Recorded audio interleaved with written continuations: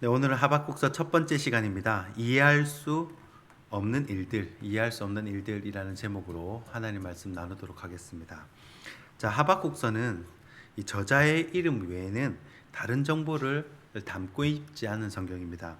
내용을 보면 이 대략적인 시대 배경이 이 아수르 이 멸망 이후, 그리고 이 바벨론이 유다를 침공하기 전 한 이 정도로 보고 있습니다.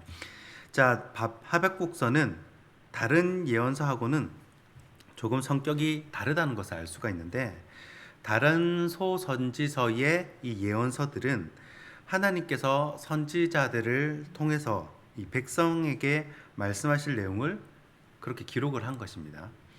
그런데 하박국서는 하나님께서 하신 말씀을 일방적으로 듣고 그렇게 기록한 것이 아니라 하나님과의 대화 내용입니다. 이 선지자 하박국과 하나님과의 대화 내용이에요.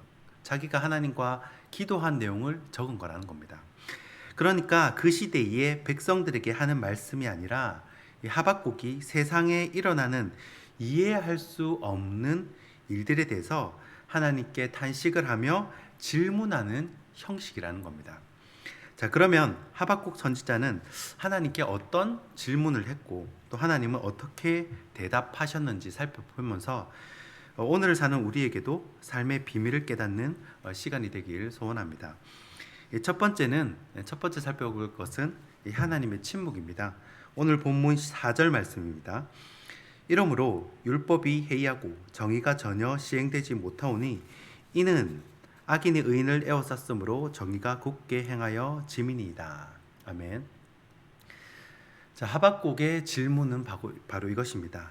착한 사람이 더 고통을 받고 또 악한 사람이 더 잘 살고 성공을 하는데 왜 하나님은 침묵을 하시냐는 거예요. 2절 말씀을 보니까 하나님께 살려주세요, 도와주세요 그렇게 기도를 했는데 하나님은 침묵하신다는 겁니다. 안 들어주신다는 거예요. 폭력이 일어나고 있고 여러 가지 곳곳에서 범죄가 일어나고 있는데 하나님은 이것을 마치 방관하고 있는 것 같다는 겁니다.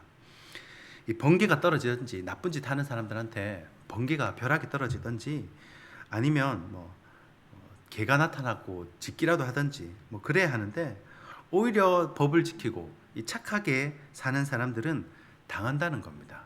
오히려 내가 너무 바보같이 사나 이런 생각이 들 정도로 하나님은 가만히 계신다는 거예요. 그러니까 이 율법이 무슨 소용이 있습니까? 이 토라가, 이 성경이 무슨 소용이 있습니까? 그렇게 이야기를 하는 거죠. 이 4절 말씀을 보니까 율법이 힘이 없다는 겁니다. 율법이 있어도 뭐예요? 안 지키면 그만인데. 악인들이 의인들을 괴롭히고 또 약자들의 최후의 보루인 이 재판은 완전히 굽어서 공평하지 않다는 겁니다. 재판해봤자 돈 있는 사람 편이고 힘 있는 사람 편이고 무전유죄 이렇게 되고 그런데도 왜 하나님은 가만히 계시냐라는 것이 하박국의 질문입니다.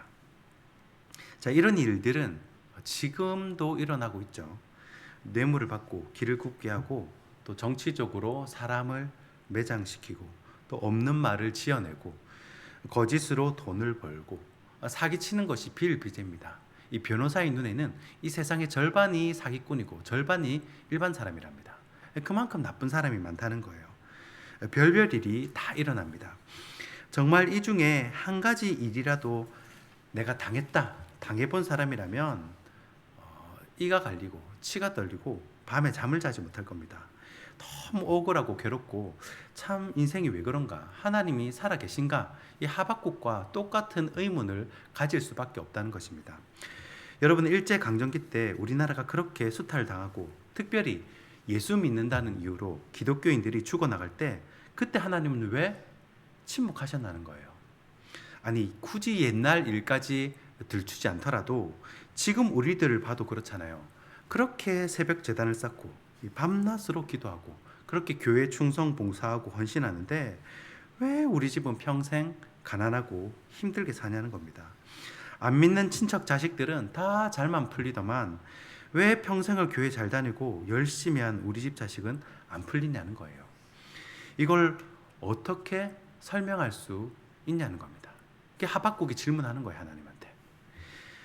이 솔티와 함께라는 이 기독교 어린이 뮤지컬 팀이 있었습니다. 30년도 한 더 된 그 전에 있었던 팀인데, 솔티와 함께 2집 앨범에 주님 기다려요라는 제목의 찬양이 있습니다. 제가 참 그 찬양을 좋아했는데 가사가 이렇습니다. 내가 쉽게 이해할 수 없을 때에 난 주님 바라봐요. 왜 나에게 이런 일이 생기냐고 느껴질 때에도 지금 난 이해할 수 없지만 모든 걸 알 수는 없지만 나를 가장 잘 아시는 주님 뜻을 기다려요. 이것이 어린이 찬양의 이 가사입니다. 어린이들도 똑같이 느끼거든요. 초등학생들도 자기 집이 가난한 거 압니다.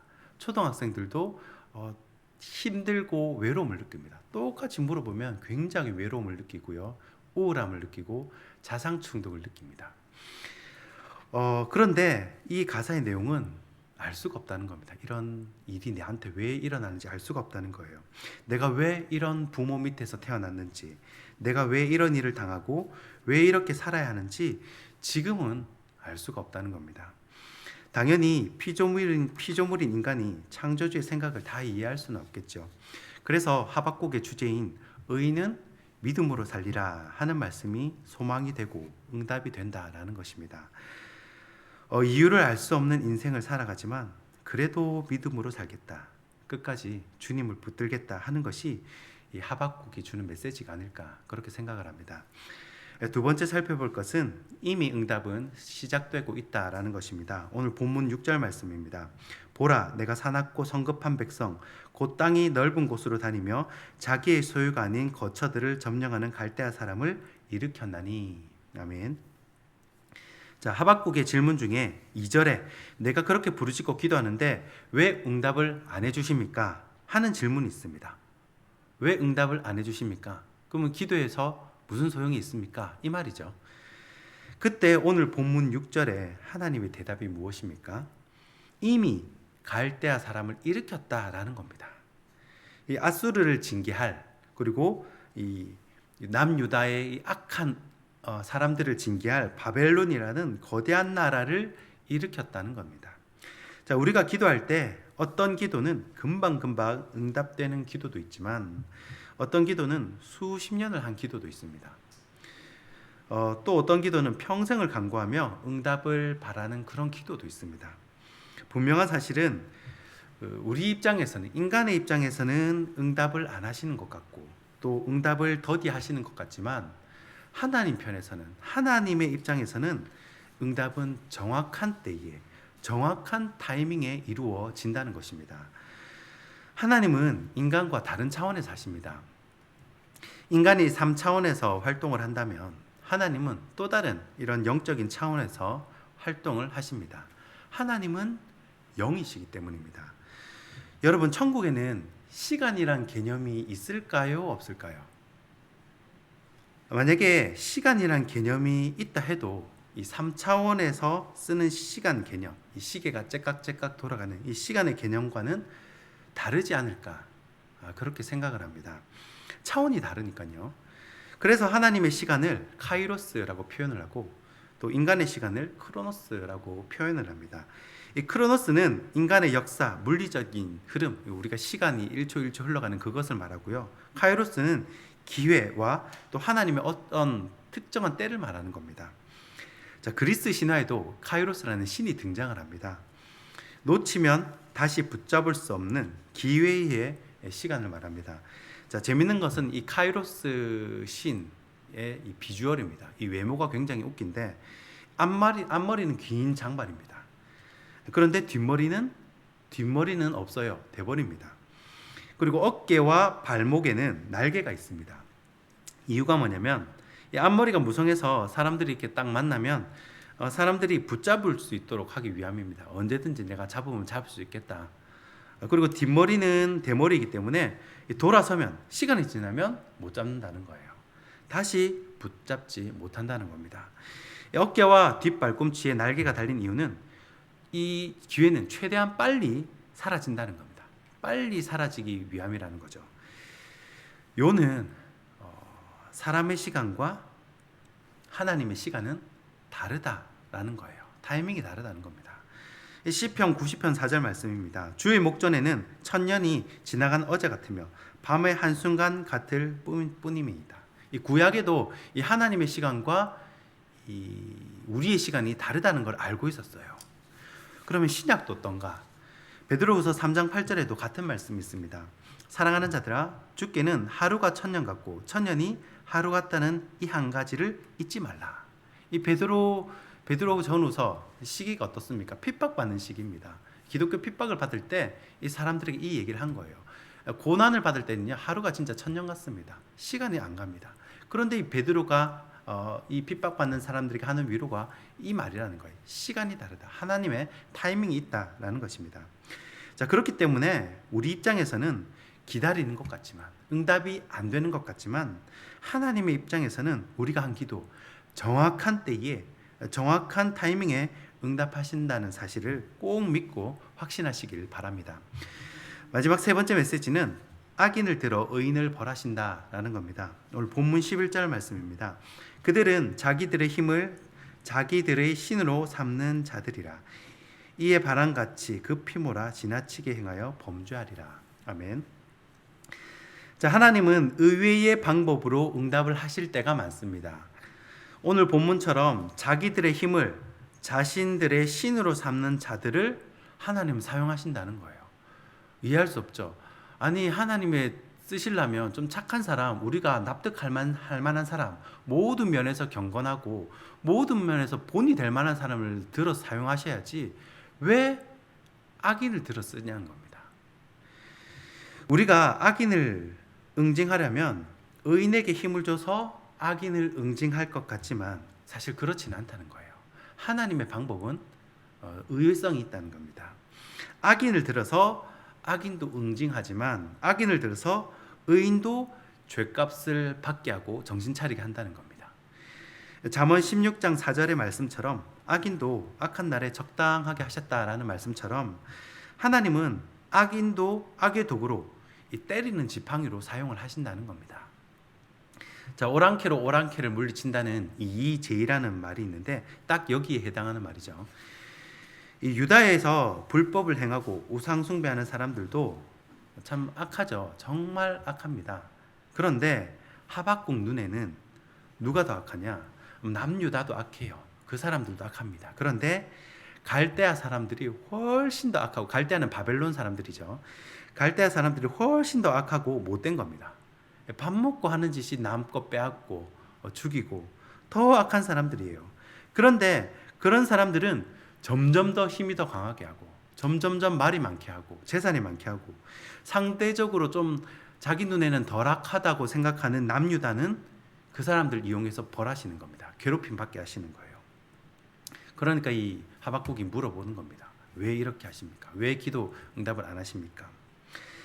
그런데 이것도 너무 우리가 신경을 쓸 필요가 없는 것이, 이 막대기는요 쓰고 버리지만 하나님의 자녀는 이렇게 정신을 차리게 한 후 싸매시고 고치셔서 다시 하나님의 자녀로 받아주시기 때문입니다. 성경에 우리가 주목해서 봐야 할 것은 반드시 하나님은 이 때리고 이 징계하신 후에 회복이 있습니다. 이 하나님의 자녀는 회복이 있지만 하나님의 자녀가 아닌 경우에 회복이 없거든요. 우리가 그것을 꼭 봐야 한다는 것입니다. 말씀을 맺겠습니다. 이 하박국에 나오는 질문은요 총 두 가지입니다. 그 중에 하나가 오늘 우리가 살펴본 1장에 나오고요. 다른 하나는 1장 말비부터 2장에 나옵니다. 그리고 3장은 하박국의 찬양이죠. 자, 기본적인 이해는 인간은 창조자이신 이 하나님이 하시는 일을 다 이해할 수 없다는 겁니다. 예전에 이 청년부 은사 목사님이 저에게 이런 말씀을 해주신 적이 있어요. 이제 대구에서 담임 목회를 하시는데, 부교육자는 담임 목사님에 비해서 이 목회를 보는 시야가 20% 정도밖에 못 본다는 겁니다. 위치가 그러니까 어쩔 수밖에 없죠. 한 20% 정도밖에 못 본다는 거예요. 이유가 있어도 다 설명을 못 해줄 때가 있다는 겁니다. 여러분, 그렇다면 창조주 하나님께서 하시는 일들을 피조물인 인간은 과연 몇 %나 이해할 수 있겠습니까? 아마 0.0001%도 이해할 수 없을 겁니다. 그러나 하박국이 3장에 가가지고요, 하나님을 만나면서 완전히 새 사람이 됩니다. 1장에서는 뭐 세상에 일어나는 불의들, 하나님의 침묵에 대해서 하나님 왜 이렇게 하십니까? 막 따지듯이 이렇게 묻는데 3장 가면 완전히 사람이 바뀌어 버려요. 왜 그렇게 됐나? 하나님이 그렇다고 뭐 하나하나 다 정확하게 뭐 설명을 해준 것도 아닌 것 같아요. 그런데 하박국이 하나님을 찬송하면서 뭐 자기 무지를 뭐 회개하면서 새 사람이 됩니다. 왜냐? 결국은 하나님을 만나면 인생의 문제가 해결이 되고 믿음으로 살게 된다는 것입니다. 오늘 하루도 인생이 다 이해되지 않더라도 믿음 안에 거하며 하나님과 동행하는 저와 여러분이 되길 주님의 이름으로 축원하고 축복합니다. 기도하겠습니다. 참 좋으신 하나님,